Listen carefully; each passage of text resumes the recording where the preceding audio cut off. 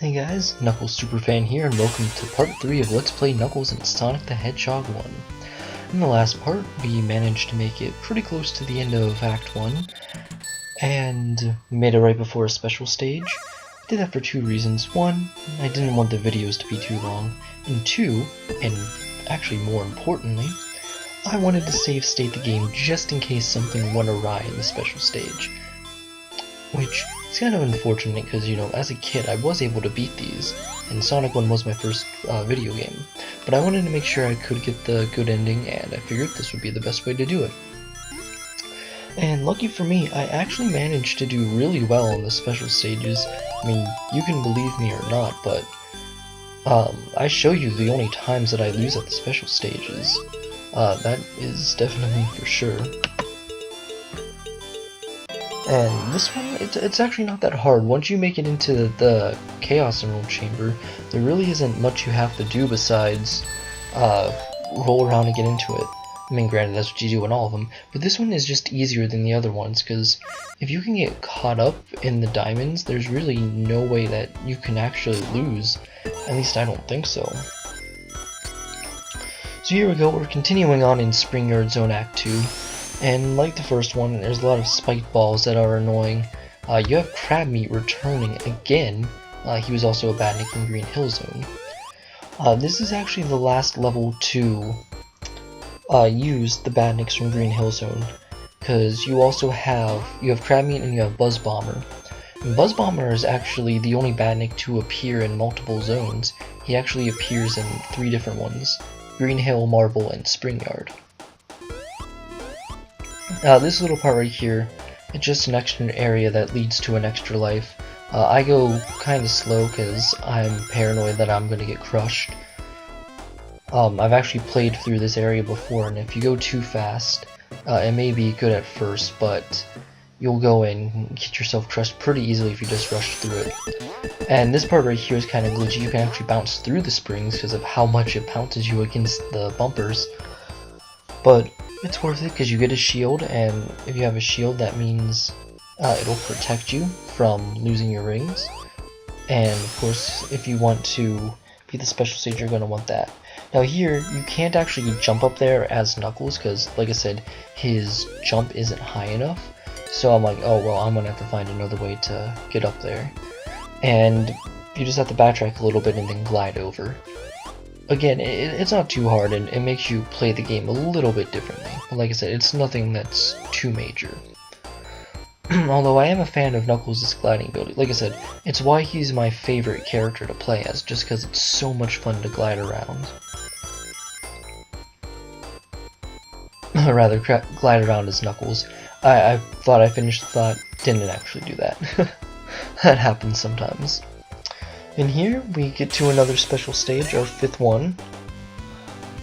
And if you didn't believe me that I'm doing these in one take, well, you know what, I would have had to do it for the playthrough anyway. Oh, actually, I think this is the one that I lose. I die really quickly, and I'm like, no, I can do it, I can do it, I can win, I can win. And the game's like, no, you can't. And it's really sad because it's like, look, I'm right here, game. Please, just let me get the emerald. Just let me get the emerald. I'm so close. But alas, all good things must come to an end. And unfortunately, my time in the special stage is indeed over. And because of the frame rate, it's really weird. Sometimes you see the Chaos Emerald all the time on the results screen. Sometimes you don't. But that's just how this game goes.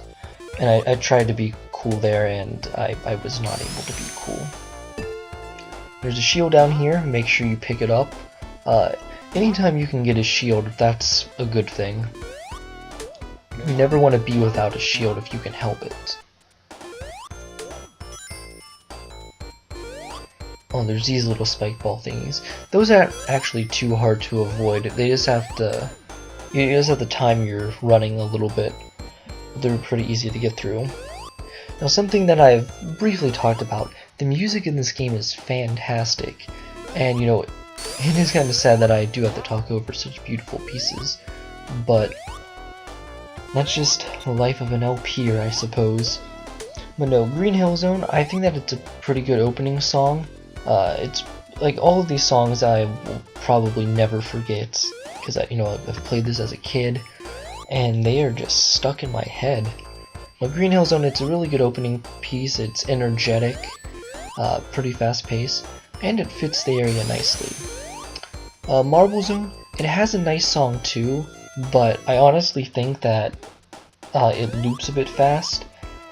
I'm not quite sure how long the track is, but I think it's only about 30 or 45 seconds before it loops. And one of those areas where there's a really steep drop, there's actually an extra life up there in a hidden alcove, but I did not find it in this playthrough, as far as I am aware.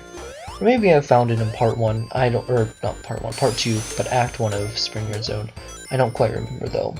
And here you can get some extra goodies if you manage to outrun the block, which isn't really all that hard to do, and it's made even easier as Knuckles. In this piece, it's pretty good. As a whole, Springyard isn't my favorite zone in the game. In fact, it's probably my least favorite. And there's another extra life for you. I think I have 12 now. You can't really see it because the frame rate is there. I wasn't sure how to disable it, but I believe that I have 12. And here I'm just like, well, you know what? I can go and glide to the boss, so why not? And you can completely bypass a section if you do that as Knuckles. And my strategy for this boss fight is to just wait on the end. That way I'm not in any danger of accidentally jumping into a bottomless pit later.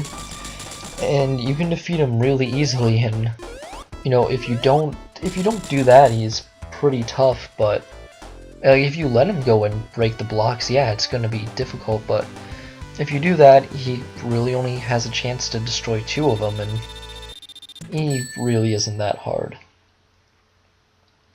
And now we come to what is many people's least favorite level in the game, Labyrinth Zone.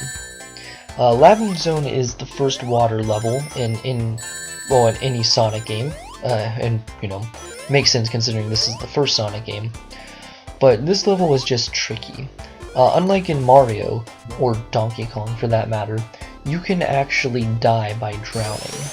And you have about 21 seconds, I think, including the countdown, to get to an air bubble, or to get to the surface.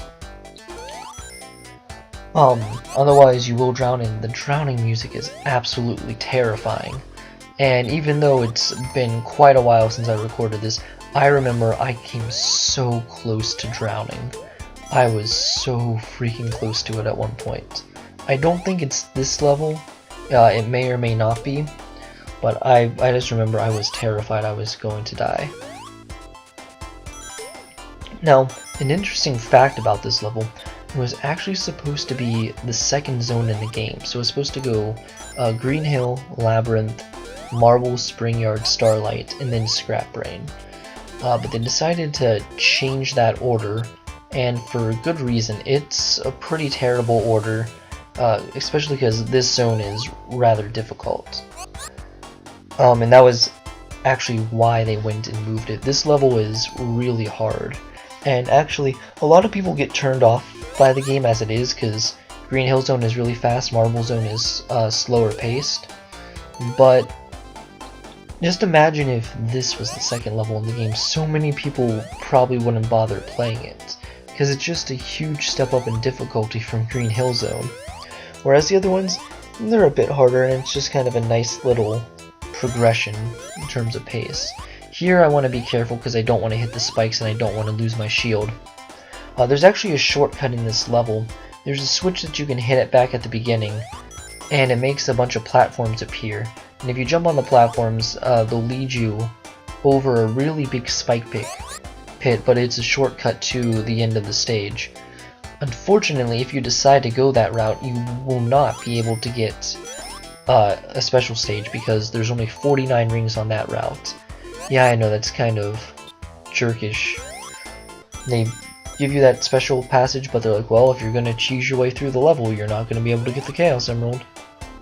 And the game felt sorry for me, and it decided to lower the water level for me. And you actually don't need the cork to help you up. You can just do that, and What the heck? I think because I climbed up the wall, the game went and changed how it was supposed to act. The water's, I believe, supposed to go up there, but because, like I said, because I went and climbed the wall, the game's like, nope, we're just gonna have the water continually try to rise and try to fall. And it does really weird stuff like that, like having Jaws float. Yeah, that's his name, Jaws, and that's Burrowbot right there. Burrowbot is surprisingly cheap and surprisingly hard. Like, he's not hard to kill. His drill doesn't mean anything. You can just jump on that without any worries of getting hit. But